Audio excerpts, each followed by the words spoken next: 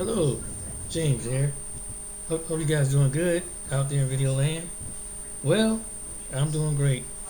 Just sitting here, just kind of recording videos.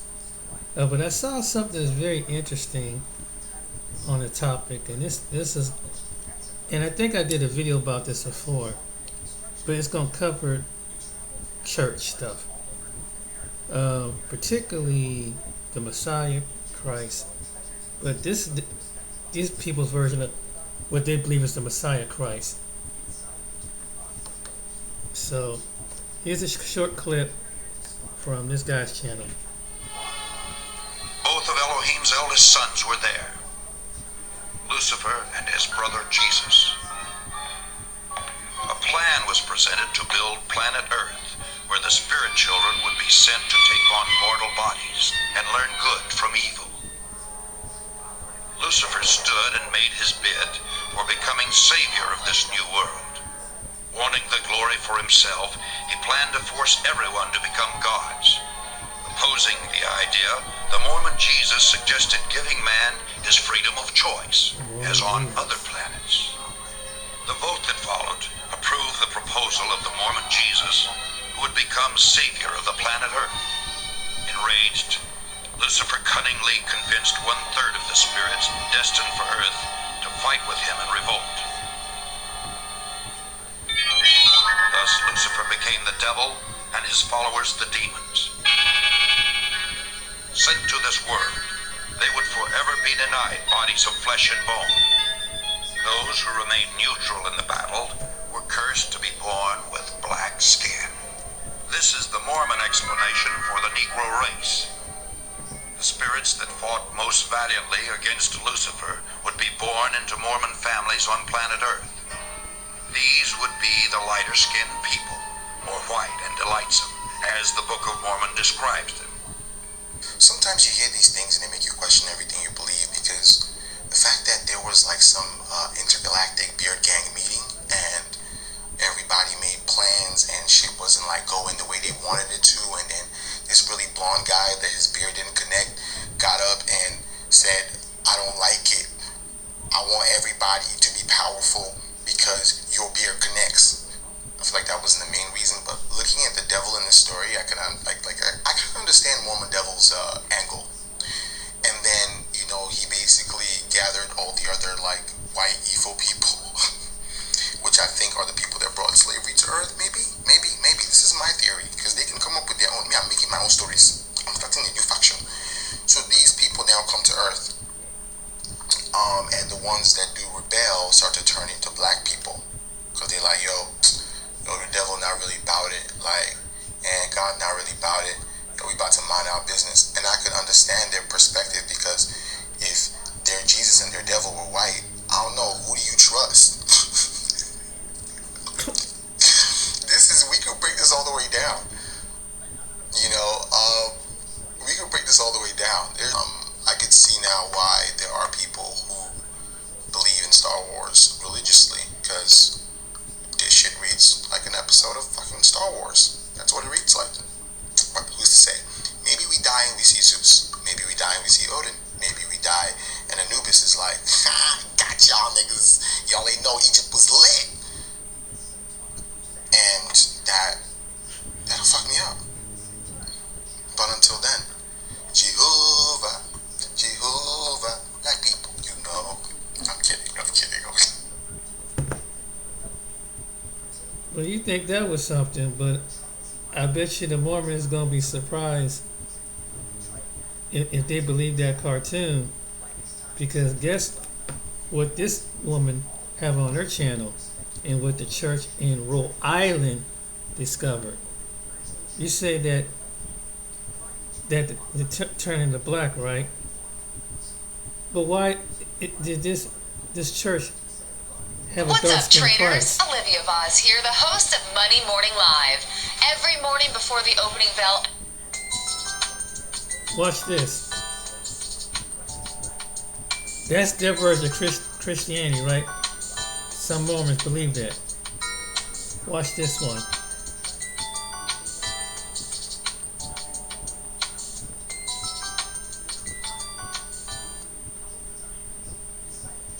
Ladies and gentlemen, this stained glass window is 150 years old, and it's at a church up in Rhode Island.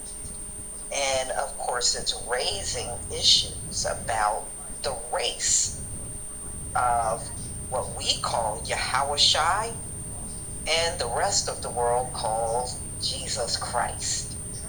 So the race is now coming into question. But you know what? We are in an era where people that once ignored things are now paying close attention. So a nearly 150-year-old stained glass church window that depicts a dark-skinned Jesus Christ, and we say Yahushai, interacting with women in New Testament scenes, has stirred up questions about race, Rhode Island's role in the slave trade, and the place of women in the 19th century New England society. 19th century. Yeah, see, they had slavery all over, but they want you to believe it was just in the South. Rhode Island is not in the South, and there were slaves there too. So the window installed at a long closed, now this church is no longer open, and this is at St. Mark Episcopal Church in Warren, Rhode Island. 1878 is the oldest known public example of stained glass, of which Christ is depicted as a man of color, one expert has seen. The window is unique and highly unusual. All right, so this is just, I guess these are just people that are just not used to seeing this. Now, my uncle was the pastor at St. Mary's Baptist Church in Trenton for over 30 years. He had a stained glass window of a black Yahushai in his church. So I've seen it before. You know, I saw it the whole time. And that stained glass window that he had at his church, because he was not the first original pastor, there were other pastors before him, and that stained glass was there, I think, since like the early 1900s, and you could clearly tell that was not what he had in his church, was not the white Jesus Christ that you would see in a lot of other churches around the country. So, you know, there are many churches that depict him the right way, but unfortunately not enough. Definitely not enough. So they said the stained glass window is 12 feet tall by 5 foot wide. The window depicts 2 biblical passages in which women, also painted with dark skin, appear as equals of Christ. Now, you're just seeing one of the stained glass windows, but they said there are others that are also depicted as melanated. There, you know, all the windows at this particular church, the stained glass, are all depictions of melanated people. So they said one shows Christ in conversation with Martha and Mary, sisters of Lazarus, from the Gospel of Luke. The other shows him speaking to a Samaritan woman at a well from the Gospel of John. The windows made by Henry E. Sharp Studio in New York had largely been forgotten until a few years ago, when Hadley Arnold and his family bought the 4,000 square foot church. They said this church originally opened in 1830 and closed in 2010. So they did not make this into a church again. They actually converted this church into their home. they made it a house.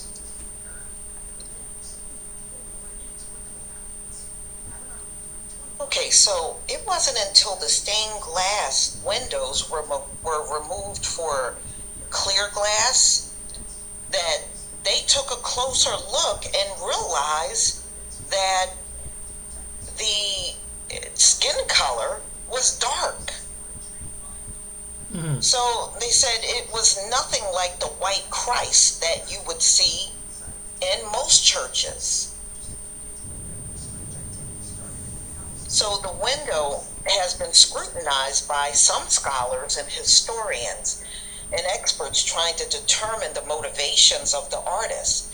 The church and the woman who commissioned the window in memory of her two aunts, both of whom married into families, had been involved in the slave trade. So, well, I don't know why they would be arguing this point. We all know Yahushua was a black man. Okay? So, so they get into a debate about it displaying a black Jesus. Arnold, because you can tell these aren't our people, Arnold does not feel comfortable using the term to say it depicts a Christ as a person of color, probably Middle Eastern. You know how they always say that he's Middle Eastern, and we know back in those times nobody was calling that place Middle East. Okay, nobody was called, it was not called Middle East back then. All right? So I can tell the people that bought this place, they ain't our folk, y'all. It's them folks. Okay, so, and then it goes on as saying, well, it would make sense if he was Middle Eastern because, Galilean Jewish preacher. Okay. Well, y'all gonna be in for a rude awakening. That day is coming real soon. All right, so, they had an issue with this stained glass window being a man of color. This is what they're saying, because this is not what they knew. They always knew him to be a white man. Yahushua, or Jesus Christ that they say in this world. So when I see it, I see black. It was created in an era when at a white church in the North, the only people of color they knew were black. Warren's economy had been based on the building and outfitting of ships, some used in the slave trade according to the town's history. And although there were records of enslaved people in the town before the Civil War, the racial makeup of St. Mark was likely mostly, if not all, white. So I guess that's why they're finding it difficult to believe that that depiction was on a church up there during the time when the town, it probably still is predominantly white. There's not a lot of our people in Rhode Island. It really isn't. Even to this day, it's not a lot of our people there. So, ladies and gentlemen, you got to tell me what you think. I think this is one of many revealings that we're going to see in this world. The depiction of him has been debated for a long time. And here in America, the Jesus Christ is always always shown to us, depicted as a white man. And if you go to other parts of the country or other parts of the world, I should say, you will see him depicted in other ways. Mm-hmm. But in this country, they are down with white Jesus, for real. So it is kind of unusual to see that in a church there, But y'all, please tell me what you think about this story. And it's pretty astonishing. After 150 years, you can clearly see, that these are melanated people that you're looking at. And the paint don't make a difference. You know how, when you talk about the Egyptian wall, they're always throwing it, oh, well, the paint changed colors. Well, did the paint change colors in this instance? I look silly saying that crap. It's really silly. But y'all, please tell me what you think about this video. Please leave your comment and subscribe. Watch. We had a 6-hour layover in Rome, which was just enough time to tour the ruins, if we skipped the line.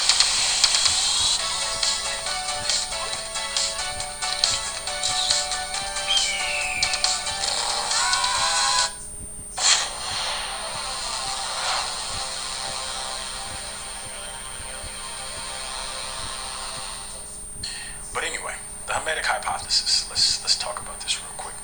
The Hermetic hypothesis. Let me close down a couple of these windows. I'll close down all the Google searches, so that way.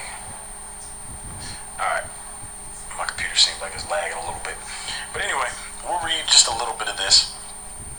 Journal of African History. This is 1969, by Edith R. Sanders. The Hamitic hypothesis, its origin and functions in time perspective. This is why they want to feed the hypothesis that black people are Ham, and then later on, once it backfires and people start saying, wait a minute, if black people are Ham and these people in the Bible are being mistaken for Hamites, that must mean these people in the Bible are black, which is basic common sense. It's going to change. They're going to start saying that no, Ham was Caucasian. Okay, so where did black people come from? Because y'all saying it's not Shem, it's not Japheth, and now y'all saying like Ham is Caucasoids. So where did black people come from? The Hamitic hypothesis is well known to students of Africa. It states that everything of value ever found in Africa was brought there by the Hamites, allegedly a branch of the Caucasian race. Seligman formulates it as follows. Apart from the relatively late Semitic influence, the civilizations of Africa are the civilizations of the Hamites.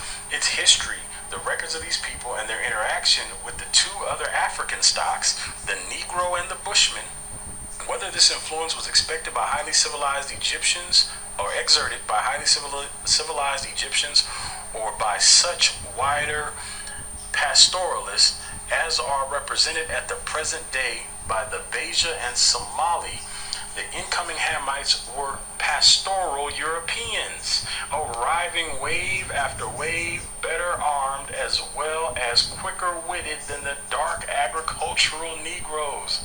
Hold on, let me see. Where's the zoom? Oh, here it is. Zoom. Yeah, hopefully you guys can see it better now. So now Hamites suddenly were invading Africa. Now, just think about this for a moment. If they're pushing this theory that Hamites were Caucasian and smarter than Negroes, Shemites were not Negroes, Japhethites were not Negroes, or the Gentiles, descendants of Japheth, were not Negroes, where did the Negroes and Bushmen come from? That goes back to what I said, is they classified black people as beasts. It says, on closer examination of the history of the idea, there emerges a previous elaborate Hamitic theory in which the Hamites are believed to be Negroes. So the Hamites being Negroes predates this ridiculous idea that the Hamites were actually pastoral Europeans. It becomes clear then that the hypothesis is symptomatic of the nature of race relations, that it has changed its content, if not its nomenclature, through time, and that it has become a problem of epistemology. In the beginning, there was the Bible. The word Ham appears there for the first time in Genesis chapter 5. Noah cursed Ham, his youngest son, and said, again, this curse of Ham is not true. And so that's a Bible verse. We read that. Then follows an enumeration generation of the sons of Noah, Shem, Ham, Japheth, and their sons who were born to them after the flood. The Bible makes no mention of racial differences among the ancestors of mankind. It is much later that an idea of race appears with reference to the sons of Noah. It concerns the descendants of Ham. The Babylonian Talmud, a collection of oral traditions of the Jews, appeared in the 6th century AD. It states, that's the 500s AD. It states that the descendants of Ham are cursed by being black and depicts Ham as a sinful man and his progeny as degenerates.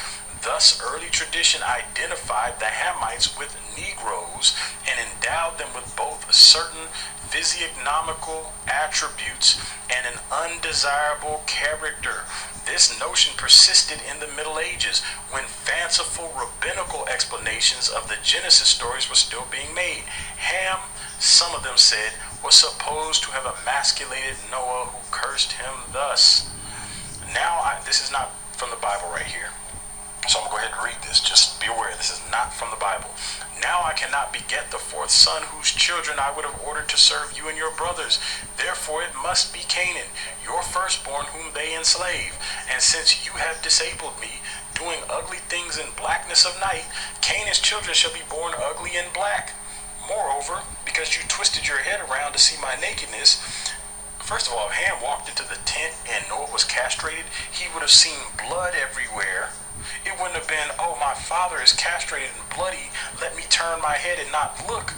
He would have been in shock, and then he would have came outside and told his brothers, and his brothers, instead of helping the castrated fathers, walk in backwards and just throw a blanket over him. The castration story doesn't make sense. It says, moreover, because you twisted your head around to see my nakedness, your grandchildren's hair shall be twisted into kinks. They should be some nappy-headed Negroes, and their eyes red. Nappy-headed Negroes with red eyes. Again, because your lips jested at my misfortune, theirs shall swell. Big-lipped, nappy-headed Negroes. These are the Hamites that they're describing. And because you neglected my nakedness, not the fact that his penis was cut off, but his nakedness is the concern here. Not that he's been castrated. The nakedness. This is why it doesn't make sense. They shall go naked. So they're running around naked, big-lipped, kinky-haired Negroes. And their male members shall be shamefully elongated. Y'all get the picture. They're shamefully elongated. Men of their race are called Negroes. Their forefather Canaan commanded them to love theft and fornication, to be banded together in hatred of their masters and never to tell the truth. So y'all gonna be some lying, kinky-haired, big-lipped Negroes that love fornication. I'm not gonna get too graphic with the other stuff. Y'all can use your imagination. This is what they were teaching. And yet people want to pretend like this was not taught. Some people say, well, we never heard that Ham was black people. They're lying. There's no way you go to church your whole life and never hear that Ham was black people. But this is telling where all this stuff came from. And again, this was published in 1969. Scholars who study the of the Genesis claim that these oral traditions grew out of a need of the Israelites to rationalize their subjugation of Canaan, a historical fact validated by the myth of Noah's curse. Talmudic or midrashic explanations of the myth of Ham were well known to Jewish writers in the Middle Ages, as seen as in this description by Benjamin of Tudela, a 12th century merchant, so 1100s, and traveler south of Aswan. There is a people who, like animals, eat of the herbs that grow on the banks of the Nile in their field. They go about naked and have not the intelligence of ordinary men. They cohabit with their sisters and anyone they can find. They are taken as slaves and sold in Egypt and neighboring countries. These sons of Ham are black slaves. Ideas have a way of being accepted when they become useful as a rationalization of an economic fact of life. As Graves and Patai put it, that Negroes are doomed to serve men of lighter color was a view gratefully borrowed by Christians in the Middle Ages. A severe shortage of cheap manual labor caused by the plague made the reinstitution of slavery attractive. Who? Christians in the Middle Ages. This is not an Israelite that wrote this. This is a European woman that wrote this. Go look this woman up. Go pull it up independently and see who she is for yourself. Again, the link to this stuff will be in the description. The notion of the Negro Hamite was generally accepted by the year 1600. What did we read before? Prior to the 1600, it was taught that Negroes were ham. So yeah, it was accepted by the 1600, and then later on we see that they changed that and say, wait a minute, people are putting two and two together, saying, wait, these Israelites in the Bible are being mistaken for Hamites. We can't have that. So now what we got to do is we got to separate North Africa. Or where's it at? Let me. I closed down the thing. Hold on. Let me go back. Sub-Saharan Africa.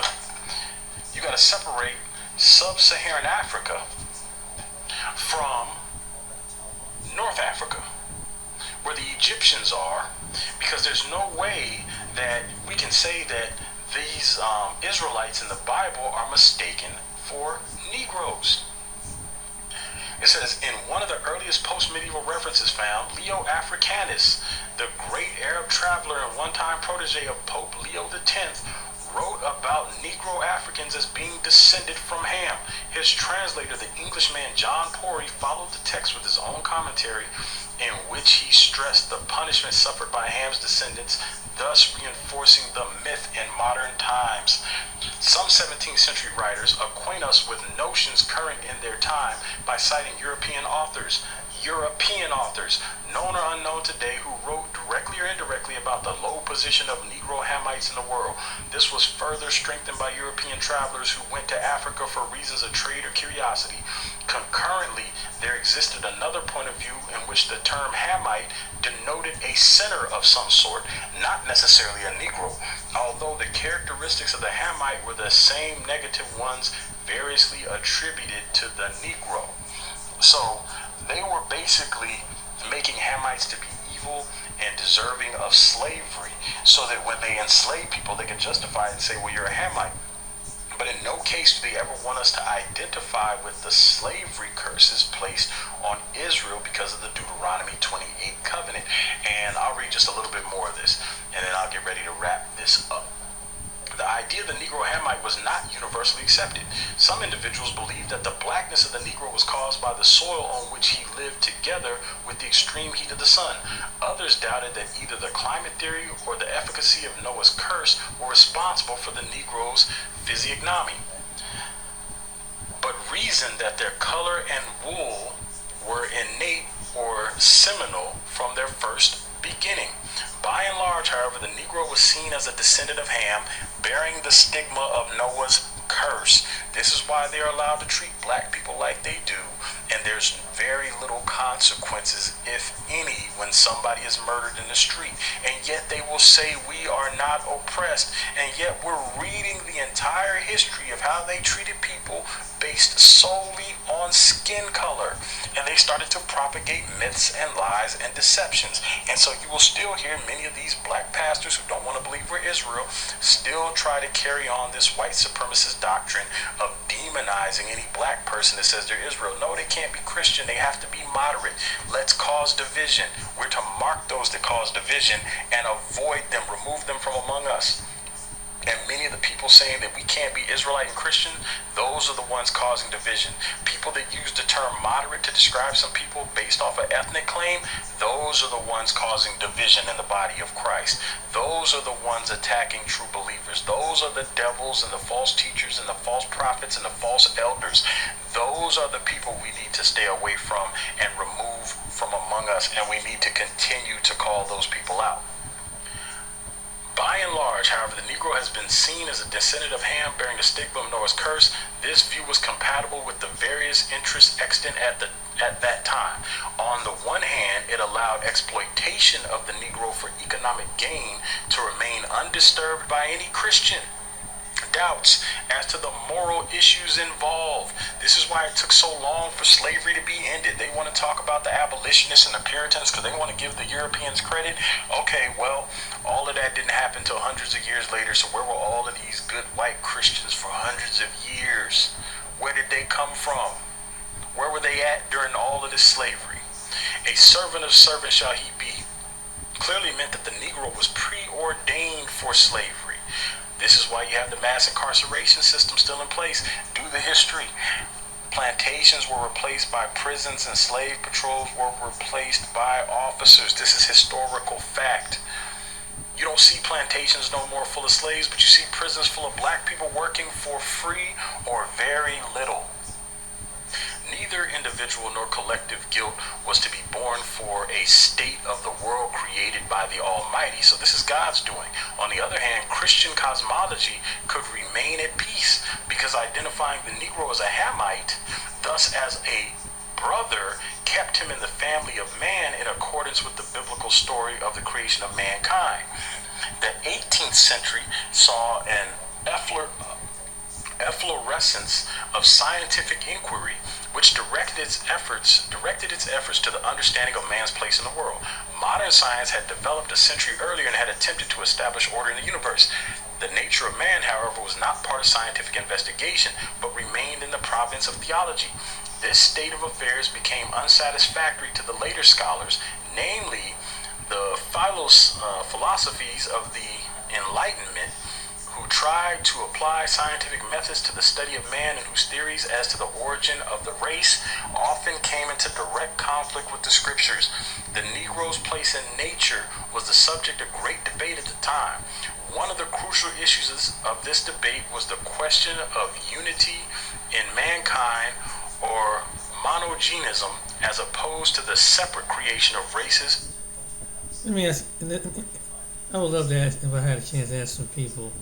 Did you ever heard about this in church? Have everybody ever told you about this?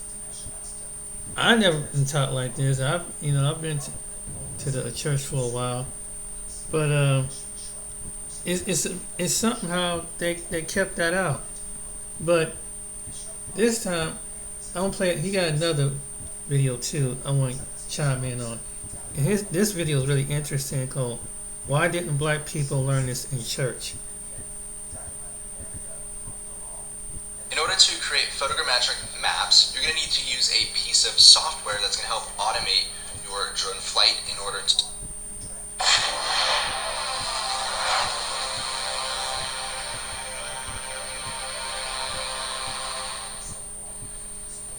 Right here. Let's keep going.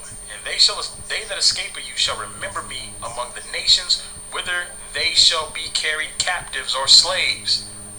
Because I am broken with their whorish heart, which hath departed from me, and with their eyes which go a-whoring after their idols. And they shall loathe themselves for the evils which they have committed in all their abominations. And they shall know that I am the Lord, and that I have not said in vain that I would do this evil unto them. They're going to know it's punishment of the Most High. Who else is recognizing right now, other than the Negroes scattered through slavery all over the world, who else is saying this condition has happened to us because we disobeyed the Most High, and we need to turn back to God? We need to follow Him. We need to follow the Messiah. Ain't nobody else as a nation doing that right now. And you got people out here. The worst of all are the black people out here trying to demonize us, saying we're a movement, we're a cult and all that, simply because we want to go back to the book that they claim to believe in and follow the things that they claim that they believe in. Their whole beef with us is that we say we're Israel and want to turn back to God. Why? Because God promised to crush these nations when Israel turns back and repents. And so in slavery, when they erased the names and they separated everybody, they didn't think that anybody would ever put this back together. Why? Because they took the children, which is why many of them didn't get off practicing their culture. Some of them remembered their culture. A lot of stuff was passed down. I've gone over the receipts with you guys. You guys could go check this whole series, Deuteronomy 28, or Beyond Deuteronomy 28. This is part 11. You guys can go watch parts 1 through 10 if you have not seen them already. Make sure y'all hit the thumbs up button. If you've watched all 10 parts so far, do me a favor, put 1 in the chat. If you have not seen all 10 parts of this series, I guess this will make a part 11, but if you have not seen the previous 10 parts of this series, press 2 in the chat, please. So he says, and they shall know that I am the Lord, and that I have not said in vain that I would do this evil unto them. So where did he say he would do that? In Deuteronomy 28. Because if they broke that covenant, this would happen. Thus saith the Lord God, smite with thine hand, and stamp with thy foot, and say, alas, for all the evil abominations of the house of Israel, for they shall fall by the sword, by famine, and by pestilence. How many horsemen of the apocalypse is that? Quick quiz. Type in the chat, how many horsemen of the apocalypse is that from the book of Revelation? We're going to keep going. So this is the elephant in the room. The elephant in the room of the black church. Why is this happening to us? And this is a question the Bible said that would be asked. You have to ask yourself, what other people on the planet as a whole are persecuted and oppressed as much as the Negro descended from slaves is? Let's keep going. We got Ezekiel 39:25. Therefore, thus saith the Lord God, now will I bring again the captivity of Jacob, and have mercy upon the whole house of Israel, and will be jealous for my holy name, after that they have borne their shame and all their trespasses whereby they have trespassed against me, when they dwelt safely in their land, and none made them afraid, when I have brought them again from the people, and gathered them out of their enemies' lands. Let's stop right there for a second. When did that ever happen? Multiple times he says he's going to pull Israel from the land of their captivity. Now he says he's going to pull them from their enemies' lands. It says, and am sanctified in them in the sight of many nations. Then shall they know that I am the Lord their God, which caused them to be led into captivity among the heathen. But I have gathered them unto their own land, and have left none of them there, or none of them any more there. When has that happened in history? When has all of Israel been gathered out of their enemies' lands? And if you're going to tell me in 1948, you got to show me when those people went into captivity, when they were scattered by slavery. You can't leave any parts of prophecy out. They have to fit every single thing, or it means they don't fit any of it. If they didn't go into slavery as a nation, and I'm not talking about each individual person, I'm talking about a national slavery. Of course, there are going to be exceptions. He talked about those that escape. What did he say? Neither will I hide my face anymore from them.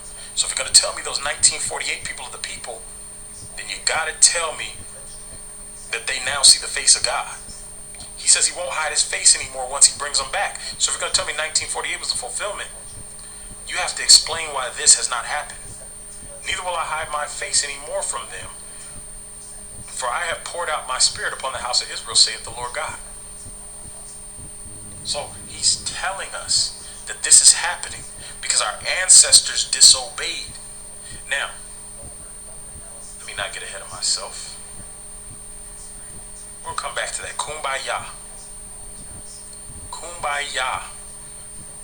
Why did our ancestors sing that song? We know that word Yah is God, and we know that Yah is the God of Israel.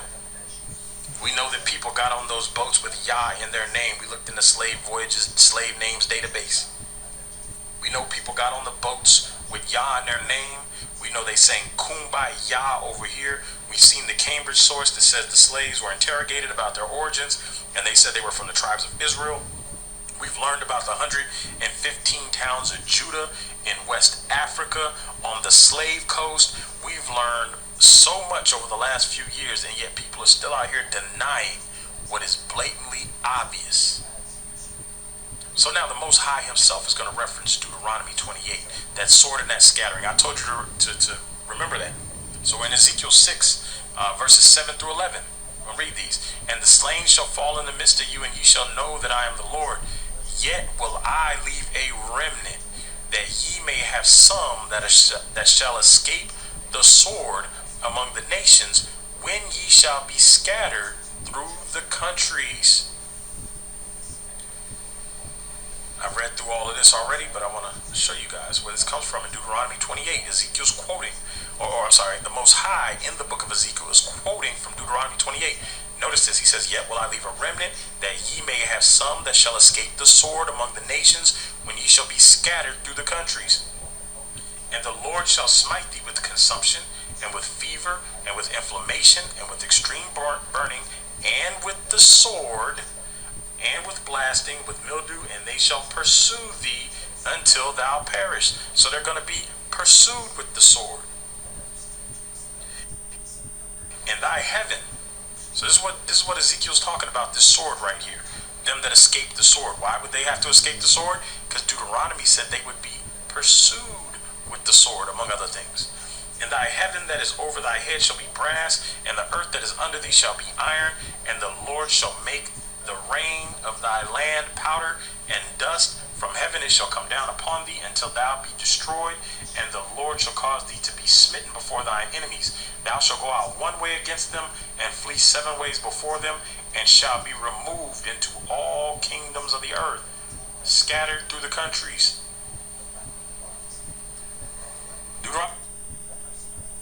Now, I'm gonna stop right there. But that was a few of his clips. Dante Forson, if I said his name right. But he's not the only one that said this. Let's go to Deuteronomy from TC. Lights, Thoughts, Camera, and Action. TCA. That's what they look like. Curses for disobedience. Deuteronomy 28, verse 15. But it shall come to pass, if thou wilt not hearken unto the voice of the Lord thy God, to observe to do all his commandments and his statutes which I command thee this day,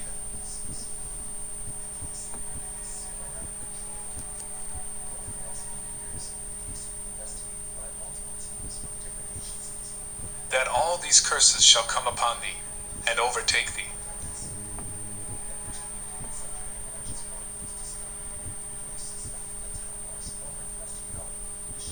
Do that like the 1948 people from Europe?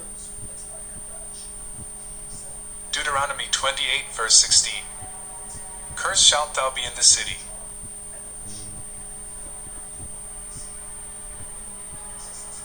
and cursed shalt thou be in the field. Did they have pick cotton? Deuteronomy 28, verse 17. Cursed shall be thy basket and thy store. Deuteronomy 28, verse 18. Cursed shall be the fruit of thy body, and the fruit of thy land, the increase of thy kine, and the flocks of thy sheep.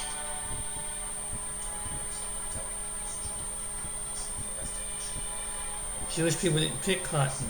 Deuteronomy 28, verse 19. Cursed shalt thou be when thou comest in, and cursed shalt thou be when thou goest out. PTSD.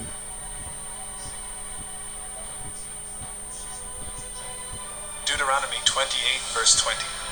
The Lord shall send upon thee cursing, vexation, and rebuke, in all that thou settest thine hand unto for to do, until thou be destroyed, and until thou perish quickly, because of the wickedness of thy doings, whereby thou hast forsaken me.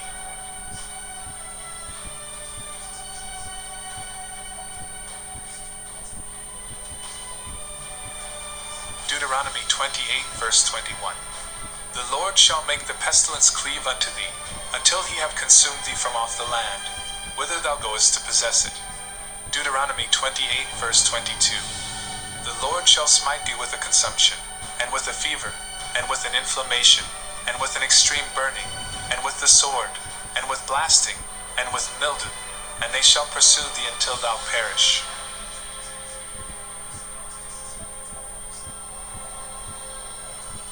Deuteronomy 28, verse 23. And thy heaven that is over thy head shall be brass, and the earth that is under thee shall be iron.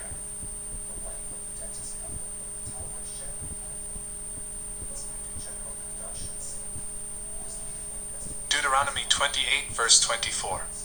The Lord shall make the rain of thy land powder and dust. From heaven shall it come down upon thee, until thou be destroyed.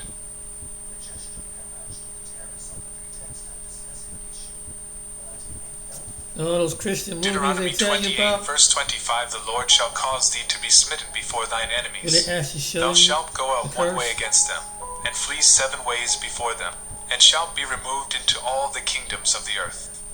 Deuteronomy 28, verse 26. And thy carcass shall be meat unto all fowls of the air, and unto the beasts of the earth, and no man shall fray them away. Deuteronomy 28, verse 27. The Lord will smite thee with the botch of Egypt, and with the emerods, and with the scab, and with the itch, whereof thou canst not be healed.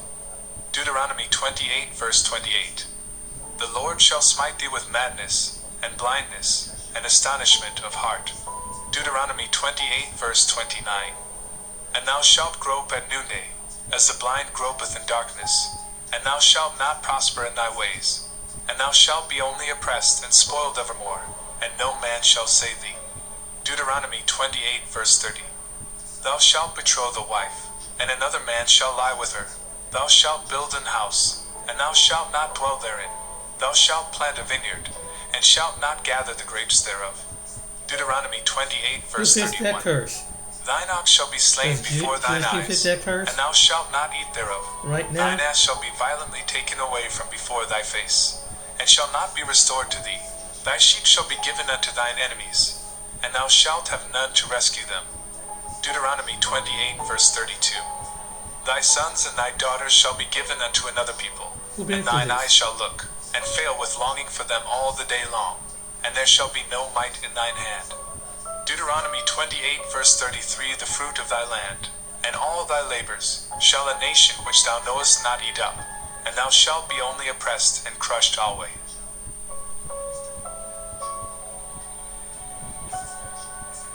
Deuteronomy 28 verse 34. So that thou shalt be mad for the sight of thine eyes which thou shalt see. Deuteronomy 28 verse 35. The Lord shall smite thee in the knees, and in the legs, with a sore botch that cannot be healed, from the sole of thy foot unto the top of thy head. Deuteronomy 28 verse 36.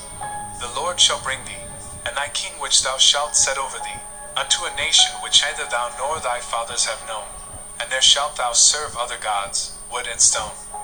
Deuteronomy 28 verse 37. And thou shalt become an astonishment, a proverb, and a byword, among all nations whither the Lord shall lead thee. Who fits this? Deuteronomy Who fits this 28 description? verse 38. Thou shalt carry much seed out into the field, and shalt gather but little in, for the locust shall consume it. Deuteronomy 28 verse 39. Thou shalt plant vineyards, and dress them, but shalt neither drink of the wine, nor gather the grapes, for the worms shall eat them. Deuteronomy 28 verse 40. Thou shalt have olive trees throughout all thy coasts, but thou shalt not anoint thyself with the oil, for thine olive shall cast his fruit. Thou shalt have olive trees throughout all thy coasts, but thou shalt not anoint thyself with the oil, for thine olive shall cast his fruit. Thou shalt have olive trees throughout all thy coasts, but thou shalt not anoint thyself with the oil, for thine olive shall cast his fruit. Deuteronomy 28 verse 41. Thou shalt beget sons and daughters, but thou shalt not enjoy them, for they shall go into captivity. Thou shalt beget sons and daughters, but thou shalt not enjoy them, for they shall go into captivity.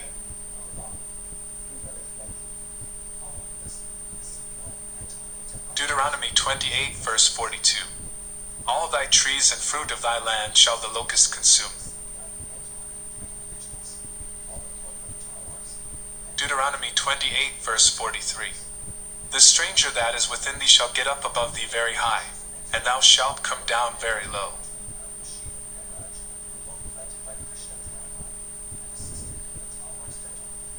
Deuteronomy 28 verse 44. He shall lend to thee, and thou shalt not lend to him. He shall be the head, and thou shalt be the tail. Who fits that description? Deuteronomy 28 verse 45.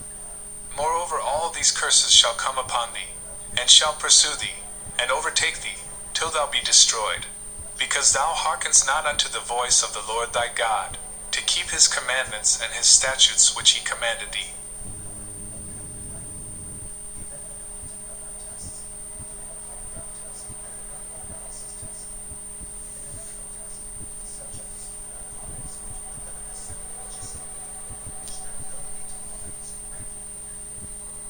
Deuteronomy 28 verse 46. And they shall be upon thee for a sign and for a wonder, and upon thy seed forever.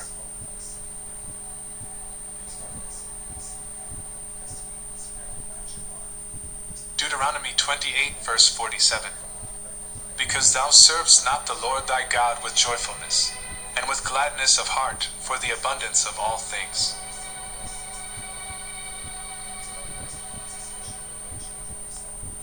Deuteronomy 28 verse 48. Therefore shalt thou serve thine enemies which the Lord shall send against thee, in hunger, and in thirst, and in nakedness, and in want of all things.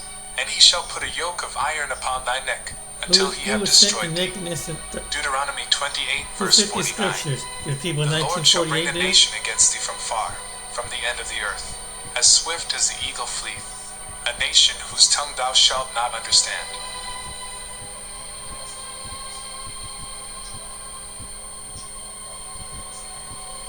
Deuteronomy 28, verse 50. A nation of fierce countenance, which shall not regard the person of the old, nor shew favor to the young.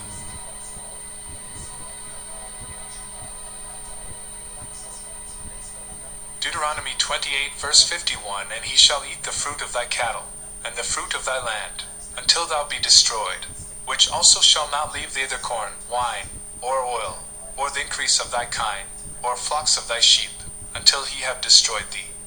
Deuteronomy 28, verse 52. And he shall besiege thee in all thy gates, until thy high and fenced walls come down, wherein thou trustedst, throughout all thy land.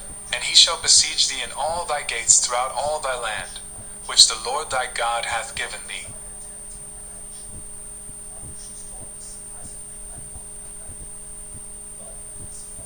Deuteronomy 28, verse 53. And thou shalt eat the fruit of thine own body, the flesh of thy sons and of thy daughters, which the Lord thy God hath given thee, in the siege, and in the straitness, wherewith thine enemies shall distress thee.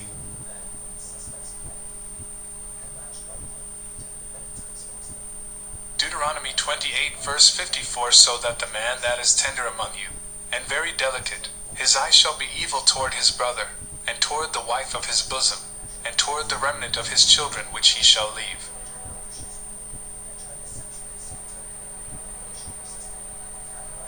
Deuteronomy 28, verse 55. So that he will not give to any of them of the flesh of his children whom he shall eat, because he hath nothing left him in the siege, and in the straitness, wherewith thine enemies shall distress thee in all thy gates.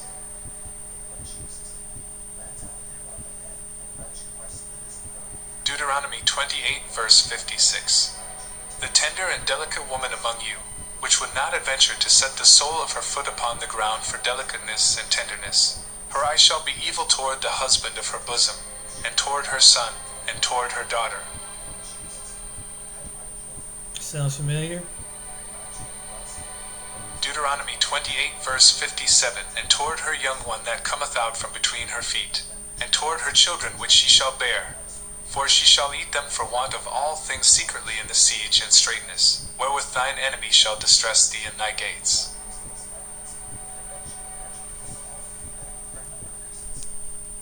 Deuteronomy 28, verse 58. If thou wilt not observe to do all the words of this law that are written in this book, that thou mayest fear this glorious and fearful name, Yahweh the Almighty.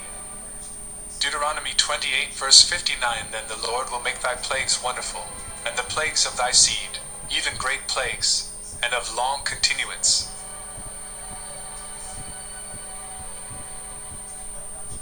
Deuteronomy 28, verse 60. Moreover, he will bring upon thee all the diseases of Egypt, which thou wast afraid of, and they shall cleave unto thee.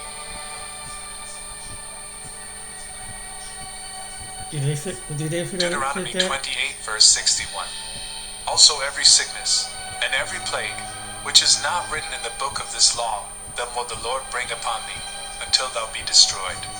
Deuteronomy 28, verse 62. And ye shall be left few in number, whereas ye were as the stars of heaven for multitude, because thou wouldest not obey the voice of the Lord thy God. Deuteronomy 28, verse 63. And it shall come to pass, that as the Lord rejoiced over you to do you good, and to multiply you, so the Lord will rejoice over you to destroy you, and to bring you to naught, and ye shall be plucked from off the land whither thou goest to possess it.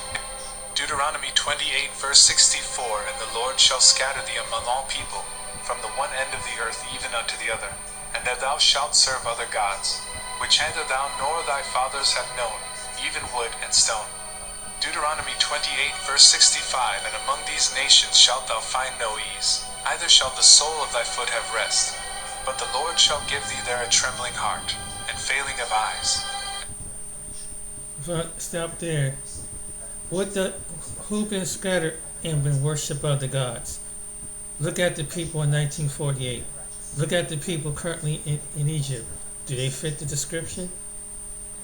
Right now, the ones who protest that movie, who's trying to paint the walls down, trying to paint it under the pyramids, trying to lighten it up. Did those people fit it? Did the people in 1948 fit it? Did they have to go through that? Did they come over necks and chains? And in any part of the world, the ones, the Ashkenazi, that has Civic Orthodox, do they fit those descriptions? Well, you know what they're going to say? Guess what they're going to say? In the Christian church. Genesis chapter 11, verse 10. You know what they're going to say, right? They're gonna, like, watch this video. This is what they're going to say at the church now and people today. Watch what Pastor Kelly put it. He got this tad bit off the video.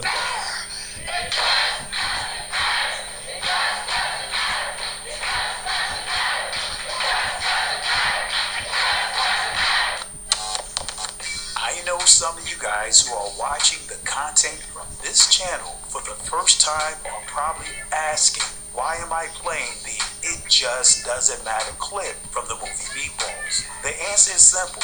Those from outside of my community, primarily Caucasians, tend to default to this expression when they are proven wrong about topics such as the skin complexion of the Messiah. At the end of this video, you will see the It Just Doesn't Matter clip due to the book review on the book The 13th Tribe by Arthur Kessler, given by a Turkish woman, Atik. Let's hear what she has to say. Assalamualaikum. In the 13th Tribe, Arthur Koestler traces the origin of Eastern Europe's Jewish population that was largely decimated by the Nazi onslaught during the Second World War. Through extensive research, he discusses the history of a trading empire that was set up by a tribe known as the Khazars. The Khazar Empire was located between the expanding power blocks of Christianity and Islam, and the people were converted to Judaism by their king as a way of standing apart from both. The Khazarians and their wealth were dispersed through the countries of Eastern Europe after the collapse of the Khazar Empire. The Khazarians were not a Semitic people that they called themselves Jews after their conversion to Judaism is as absurd as the Chinese Muslims calling themselves Arabs. Is as absurd as the Chinese Muslims calling themselves Arabs. Is as absurd as the Chinese Muslims calling themselves Arabs. The Khazarians were not a Semitic people that they called themselves Jews after their conversion to Judaism is as absurd as the Chinese Muslims calling themselves Arabs. It is their descendants who later started the campaign for European Jews to return to Palestine, a land their ancestors never set foot on. The European Jews, i.e. descendants of Khazarians, were not descendants of Prophet Abraham, therefore bringing into question the legality of their claim on the Promised Land. This book had been out of print for many years and has only recently been republished.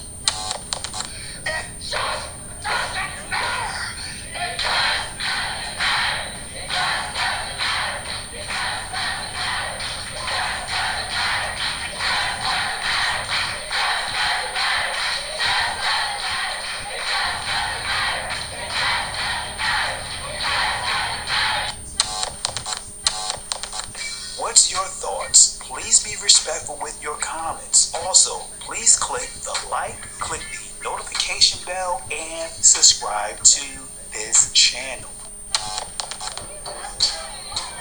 Listen, Genesis chapter 11, verse 10 explains the genealogy of Shem.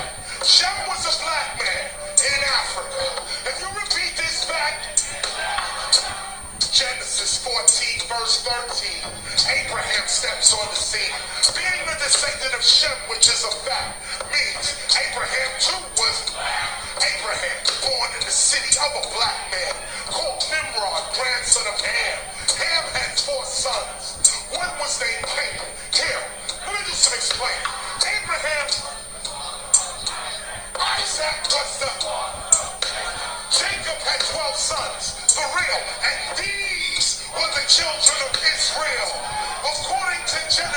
chapter 10. Genesis chapter 10.